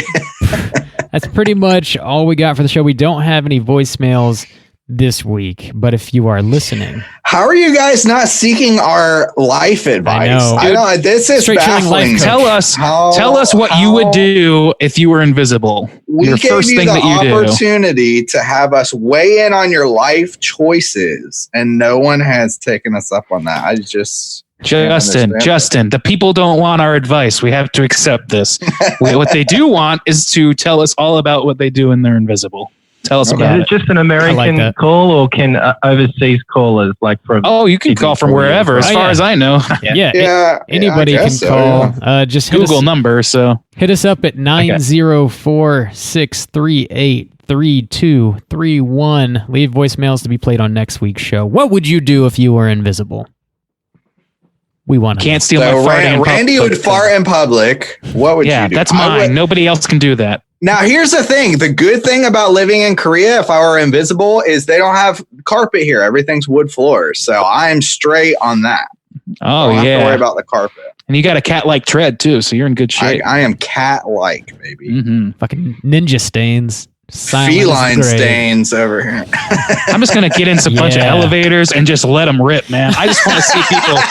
I just want to see the accusatory looks. I would probably just steal. I would steal a bunch of money. Hey, that money's floating away. What's happening? Yeah, I guess I just like. Did somebody just say suckers at night or something? Sucker. Or I could stuff it into my suit so that way it's invisible. Oh yeah, shove it in your cup. It'll be great. Yeah, but then you'll poop on it. You don't want to poop on the money. Oh no, this is a very scatological episode, even for us. Yeah, it is. And I licked her asshole a little bit. How was it, Randy? Well, it was pretty good. It was all right. It wasn't great, but it was fine. It was fine. It was fine. It was fine. Oh, Shane. Let's end on that note. For Christ's sake. Shane, thank you so much for putting up with us. Humor. It's been fun having you on. We're a hot mess. Do you want to let everybody know where they can find your reviews and all of your work? Yeah, sure thing. Keep an eye out too. I've got a big project coming soon regarding Mickey Rourke. So if you're a fan, keep an eye out on my socials, which is @movie_analyst. Nice, dude. Sweet. You got me intrigued and excited. Dude, yeah, I got to rewatch The Wrestler right now, I think. Yeah, I knew Randy would. He's made 80 odd movies, and like you think from the early 80s right through the mid 90s, he was hot. Like he was a hot property, and then he sort of screwed himself up. But then he's had that comeback trail, nominated for an Oscar, like you say, for The Wrestler, and he pops up. He still does all these movies, and they're actually pretty good movies. You just don't hear about them. So. Yeah, he does a lot of prestige-y, like undergroundy things, right? He's done horror, like he's done Angel Heart, Nightmare Theater, I think it's called. Nightmare Cinema, yeah. Nightmare Cinema, yeah. So he's done some stuff that is still in genre as well. That really small budget film, Iron Man 2, yeah. Oh, yeah, that was a good one. Way under the radar, that one. Firefly, 9.5 Weeks, Johnny Handsome. Cool, dude. That sounds awesome. Yeah, man. I'm excited. Hell, and any interviews, red carpet stuff, they're all going to be on that social media. Cool. Keep an eye out for that, everybody. That's going to do it for us this week. We're going to be back next week with another show. It's going to be our last Patreon pick of the first quarter of 2020. This one was chosen by Michael. It's a movie from 1964. It's a movie. It is a film. It is a movie. Damn, Michael, what's he picked this time? It is. Actually, no. Thank you, Michael, for supporting us. Yes. Thank you so much. Supporting us and torturing us. But yeah, he does it specifically to fuck with us, which is fine because that's what we originally intended it to be. We expected this for a while. Yeah. It's been a long time coming. Yeah. Yep. This movie is called The Incredibly Strange Creatures Who Stopped Living and Became Mixed Up Zombies. Yeah, the longer the title is, the worse the movie. Yes. I'm going to go ahead and do you guys a huge solid and let you know that there is a Mystery Science Theater edition of this film in existence. I'm 99% sure. But yeah, check that out. You'll probably, I don't know. I'm gonna try and sit through the actual OG movie. But if I can't make it, Michael, I'm not gonna shy away from Mystery Science if I need them. I'm legit going to have to listen back to this episode to know what this title is again. The Incredibly Strange Creatures. I'll listen back. Stopped living and became mixed up zombies. The Incredibly Strange. Randy, you have way too much power. I can't handle it. And I licked her asshole a little bit. All right. Signing off. Cool. Until next week, please rate, review, and subscribe to us on iTunes. You can follow us on Twitter at str8_chilling, on Instagram at Straight Chilling Podcast. You can send us an email through our website, straightchillingpodcast.com. If you want to join us on our Slack channel and argue about whether or not Miss Doubtfire should go to jail, hit us up on one of those social media I gotta get in on this. Damn. I'll send Check you a it link. out, man. Send you a link so you can join in on the Slack channel conversations. Watch this bizarre movie and get ready for next week. Michael, thanks. Thank you. Shane, thanks again. It's always a pleasure having you on, sir. Stoked. Thank you very much for having me. It was a lot of fun. Yeah, thanks for jumping on, Shane. Until next week, all you mother truckers, please keep chilling. Oops.